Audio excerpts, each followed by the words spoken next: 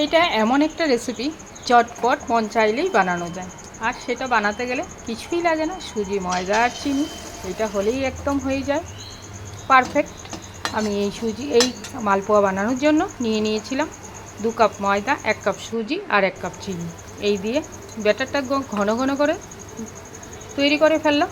কিন্তু কড়াতে আমি তেলটা কমই দিয়েছি, কারণ এই তেলটা দিয়ে আমি অন্য কিছু আর ভাজতে ভালো লাগে না। তাই তেলটা যদি বেশি দেওয়া যেত তাহলে মালপোয়াটা আরও ফুলতো। তাই আজ এরকম মালপোয়া হয়েছে, ঘরোয়া চলবে। এই দিয়ে সন্ধ্যার নাস্তাটা বেশ মজাই লাগে। যারা মিষ্টি খেতে ভালোবাসে এরকম ঝটপট মালপোয়া বানিয়ে খেয়ে নাও। আর সেই মালপোয়াটা খেতে চেয়েছিল আমার জায়ের মেয়ে, সেদিন বলছিল ছোটো মা মালপোয়া বানিয়ে খাও, তাই আমি বানিয়ে নিলাম চটপট। এবার হলো মালপোয়া খাওয়ার পরেই মনে হলো বেটার তো বেঁচে গেল, এবার কি করা যায়। তার মধ্যে দুধ কেটে গেল। এবার কেটে যাওয়া দুধ দিয়ে বানিয়ে ফেললাম আম দিয়ে ঝটপট একটা পুর। সেই পুরটা ভীষণই টেস্টি হয়েছিল। দেখো বন্ধুরা আমি কিভাবে তৈরি করছি। পুরটাই দিয়ে দিলাম, ছানাটা যেহেতু কেটেই গেছে তার মধ্যে দিয়ে দিলাম একটা আম, আর তার মধ্যেই মিল্ক পাউডার আর চিনি দিয়ে একদম টেস্টি করে ক্ষীরের মতো বানিয়ে নিলাম। দেখো কতটা সুন্দর হবে। আর তারপরেই ব্যাটারটা যে গোলা ছিল সেই ব্যাটারের মধ্যে একটু দুধ দিয়ে পাতলা করে নিলাম। সেই পাতলা করার পরেই তৈরি হয়ে গেল আমার এটা পাটিসাপটার ব্যাটার। এই পাটিসাপটার ব্যাটার দিয়ে এবার চলো কীভাবে পাটিসাপটাটা বানাই সেটাই তোমাদের সঙ্গে শেয়ার করি। ঝটপট রেসিপি এগুলি। যারা বানাতে পারো তাদের কাছে কোনো ব্যাপারই না, আর যারা বানাতে পারো না তাদের কাছে খুব কষ্ট। যেমন আমার যা সব সময় বলবে তুমি কি ভালো বানাও। সব সময় যখন এই প্রশংসাটা করে না আমার ভীষণ শুনতে ভালো লাগে।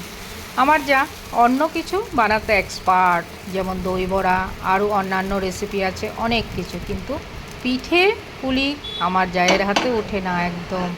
তাই ও সব সময় আমার প্রশংসা করে, আমার শুনতে ভালোই লাগে। তবে তোমরা বলে যে বন্ধুরা আমি কেমন বানালাম।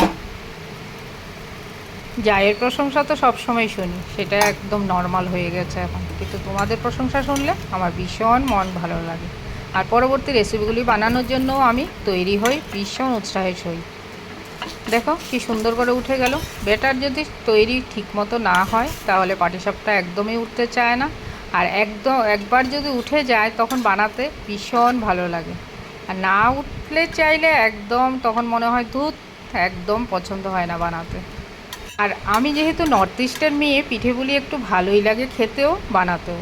কারণ কলকাতায় মানুষরা এতটা পিঠেগুলি খেতে ভালোবাসে না, কিন্তু নর্থ ইস্টের মেয়ে হয় বলেই হয়তো আমার বেশি ভালো লাগে এটা করতে। আর আমার যখনই ইচ্ছে চায়, মন চায়, আমি বানিয়ে ফেলি। আর সেটা টিফিন হোক, নাস্তা হোক, সকালের নাস্তা হোক, বিকালের নাস্তা হোক, সব কিছুতেই ভীষণ ভালো লাগে। কেমন হলো বন্ধুরা অবশ্যই কমেন্ট করে জানাবে। দেখো আমি একটু কেটে তোমাদের সঙ্গে দেখাচ্ছি, ভিতরের পুরটাও কত সুন্দর হয়েছে। আর ভীষণই টেস্টি হয়েছিল, যেহেতু আম ছিল একটা ফ্লেভারই আলাদা ছিল। দেখো কতটা সুন্দর লাগছে পুরটা, আর খেতেও টেস্টি হয়েছিল। অবশ্যই কমেন্ট করে জানিও কেমন হয়েছে। ভালো থেকো, সুস্থ থেকো।